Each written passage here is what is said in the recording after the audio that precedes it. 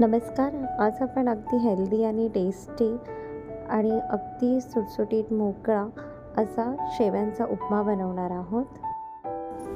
अशा काही टिप्स वापरणार आहोत की आपला उपमा जो आहे तो अजिबात फसणार नाही आहे. साहित्य बघून घेऊया. इथे एक मोठी वाटी जाड शेवया घेतल्या आहेत. या आपल्याला मार्केटमध्ये इझिली भेटतात जाड शेवया. तर उपम्यासाठी बारीक नाही, या जाड शेवया घ्यायच्या आहेत. कढीपत्त्याची पानं, मोहरी, हळद, हिंग, 2 कांदे बारीक चिरून घेतले आहेत. मिरच्या तिखट हव्या असतील तशा, चण्याची डाळ, उडदाची डाळ दोन्ही 1-1 चमचा घेतला आहे. काजू घेतले आहेत अर्धे असे तोडून, शेंगदाणे, अर्धा लिंबू, थोडीशी चिमूटभर साखर, मीठ, अर्धा गाजर, अर्धा एक गाजर आपल्याला उभा चिरून घ्यायचा आहे. फ्रेश मटार घेतले आहेत, कोथिंबीर, तूप लागणार आहे 2 ते 3 चमचे आणि गरम पाणी. नंतर इथे एका पॅनमध्ये मी 1 चमचा तूप वितळून घेतलं आहे. त्यामध्ये या शेवया ज्या आहेत त्या आपण टाकून त्याला थोडंसं भाजून घ्यायचं आहे. आपल्याला ॲटलिस्ट 3 ते 4 मिनटं ह्याला सतत थोडासा कलर चेंज व्हायसाठी परतवून घ्यायचं आहे. ऑलरेडी ते भाजलेल्या असतात, पण आपण तुपात थोडंसं परतवून घ्यायचं आहे. त्यानंतर आता बघा आपल्या शेवया छान अशा परतवून झालेल्या आहेत. आपण यामध्ये गरम पाणी ॲड करूया. आता पाणी ॲड करताना त्याचं काही प्रमाण नाही आहे. थोडंसं पाणी आपल्याला जास्तच ॲड करायचं आहे, म्हणजे शेवया शिजल्या पाहिजेत आपल्याला. आणि आता आपण झाकण लावून ह्याला 5 मिनटं शिजवून घ्यायचं आहे. 5 मिनटानंतर झाकण काढून बघूया. तर बघा शेवया शिजल्या आहेत का, आपण थोडंसं दाबून बघायचं आहे.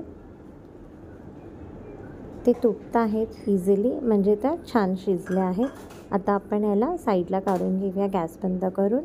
आणि एक गाळणी घ्यायची आहे आणि या शेवयातलं सगळं पाणी काढून घ्यायचं आहे. या गाळणीवरच आपण त्याला थोडा वेळ ठेवून घेऊया, म्हणजे त्यातलं पाणी जे आहे ते चांगलं नितळून जाईल.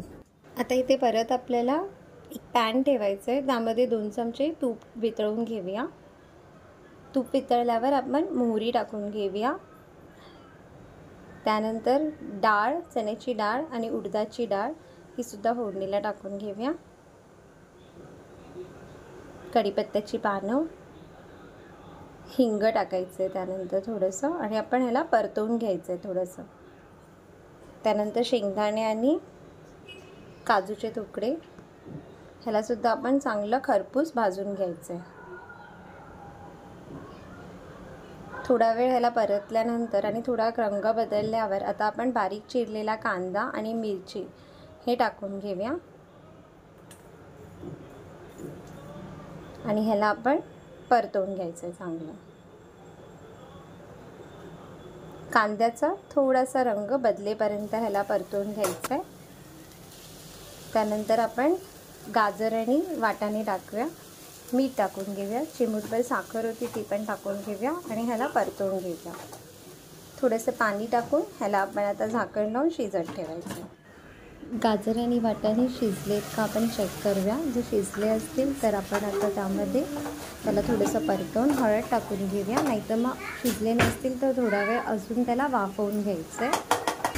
त्यानंतर हळद टाकून आपण मिक्स करून घ्यायचं आहे.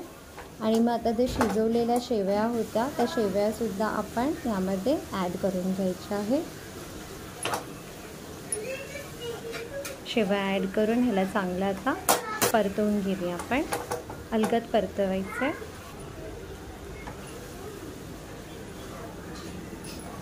ऑलरेडी शेवया शिजलेल्या आहेत, म्हणून त्याला आपल्याला आता थोडंसं फक्त 2-4 मिनटासाठी वाफवून घ्यायचं आहे. जास्त काय त्याला आता शिजत ठेवायची गरज नाही आहे. आवडत असेल तर अर्धा लिंबू पिळू शकता.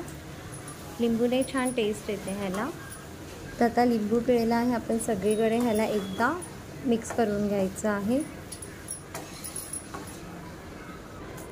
त्यानंतर आपण 2-3 मिनटासाठी वाफवून घेऊया. वाफवून झाल्यानंतर आता आपण यावर कोथिंबीर टाकून घ्यायची आहे. कोथिंबीर टाकून मिक्स करून घेऊया. आणि आता आपला शेवयाचा उपमा जो आहे तो आता सर्व करण्यासाठी रेडी आहे. आपण ह्याला एका प्लेटमध्ये सर्व करून घेऊया. तर हा शेवयांचा उपमा तुम्ही नक्की ट्राय करा. रेसिपी आवडली तर प्लीज लाईक शेअर करा. चॅनलवर नवीन असाल तर नक्की सबस्क्राईब करा.